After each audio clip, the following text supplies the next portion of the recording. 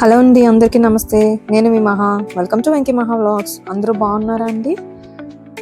ఈరోజు మనం ఒక మంచి స్నాక్ రెసిపీ చూసేద్దాము. అదేంటంటే ఆలూ బ్రెడ్ పకోడీ అండి. చిన్నపిల్లల నుంచి పెద్దవాళ్ళ వరకు అందరూ ఎంతో ఇష్టంగా తినే ఆలూ బ్రెడ్ పకోడీ. మరి ఇది టేస్టీగా ఎంతో ఈజీగా ఎలా తయారు చేసుకోవాలో చూద్దాము. ఆలూ బ్రెడ్ పకోడీకి కావాల్సిన పదార్థాలు ఏంటో చూసేద్దాము. 3 ఆనియన్స్, 1 కప్పు శనగపిండి, రుచికి సరిపడగా ఉప్పు, 2 బంగాళదుంపలు, కొంచెం కొత్తిమీర, కొంచెం వాము, 3 పచ్చిమిరపకాయలు, అలాగే బ్రెడ్ పీసెస్. ఒక డిష్ తీసుకుని ముందుగా మనం తీసుకున్న శనగపిండి వేసుకున్నాము.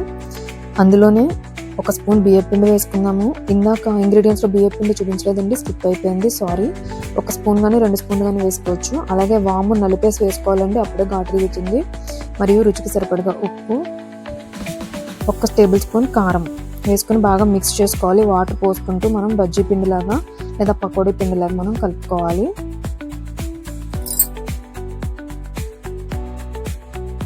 అంతే అండి, పకోడీ వేయడానికి పిండి రెడీ అయిపోయింది. ఇది పక్కన పెట్టేసుకున్నాము.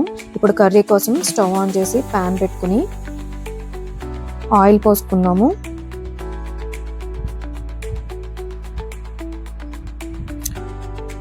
ఆయిల్ కొద్దిగా వేడయ్యాక కట్ చేసి పెట్టుకున్న ఉల్లిపాయలు వేసుకోవాలండి.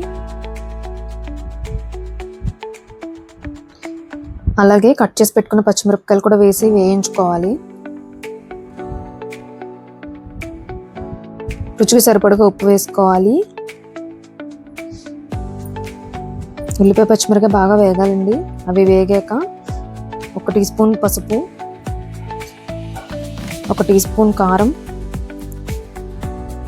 మరియు 1 టీ స్పూన్ ధనియాల పొడి వేసి వేయించుకోవాలి.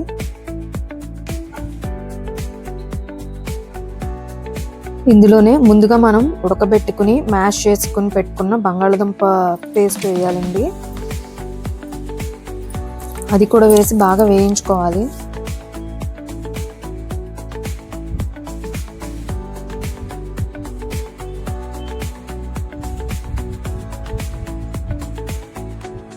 అందులోనే కొత్తిమీర వేసి మరొక 2 నిమిషాలు బాగా వేయించుకున్నాము.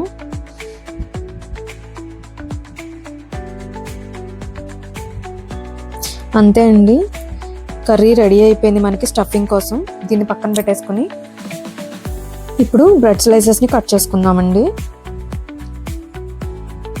ఏ షేప్లో అయినా కట్ చేసుకోవచ్చండి. మేమైతే మధ్యలో ఉంచి క్రాస్గా కట్ చేస్తున్నాము. అంతే, ఒక 2 బ్రెడ్ స్లైసెస్ని మనం 4 పీసెస్ కింద కట్ చేసుకున్నాము. ఇప్పుడు ఈ కర్రీని వాటికి అప్లై చేయాలి, ఆ బ్రెడ్ పీసెస్కి. ముందుగా 1 పీస్ తీసుకుని దానికి అప్లై చేసి బాగా ఎక్కువగా అప్లై చేయండి. దాని మీద ఇంకో పీస్ పెట్టి క్లోజ్ చేసేయండి. అంతే, అలా అన్ని బ్రెడ్ పీసెస్ మనం రెడీ చేసి పెట్టుకోవాలి. కర్రీ అప్లై చేసుకుని వెంటనే స్టవ్ ఆన్ చేసి కడాయి పెట్టుకుని ఆయిల్ వేసుకుందామండి. పకోడీ వేసుకోవడం కోసం ఆయిల్ వేసుకుందాం. ఆయిల్ హీట్ అవ్వగానే మనం ముందుగా స్టఫింగ్ చేసి పెట్టుకున్న బ్రెడ్ పీసెస్ ఉన్నాయి కదా, వాటిని మనం రెడీ చేసి పెట్టుకున్న పిండిలో ముంచి పకోడీలా వేసుకోవాలి. బజ్జీ ఎలా వేసుకుంటామో అలా ముంచి మనం వేసుకోవాలి. ఆయిల్లో డీప్ ఫ్రై అవ్వాలండి బాగా.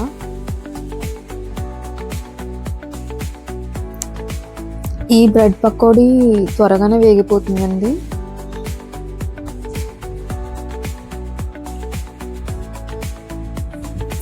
వేగిపోయినాయండి, తీసుకుని పక్కన పెట్టుకుందాము.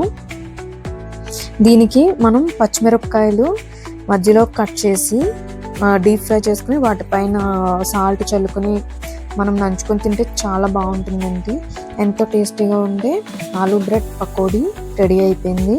మీరు కూడా ఈ ఐటెంని తయారు చేసి ఎలా ఉందో కామెంట్ చేసి నాకు చెప్పండి. ఈ వీడియో కనుక మీకు నచ్చినట్లయితే లైక్ చేసి, షేర్ చేసి, సబ్స్క్రైబ్ చేసుకోండి. Thanks for watching.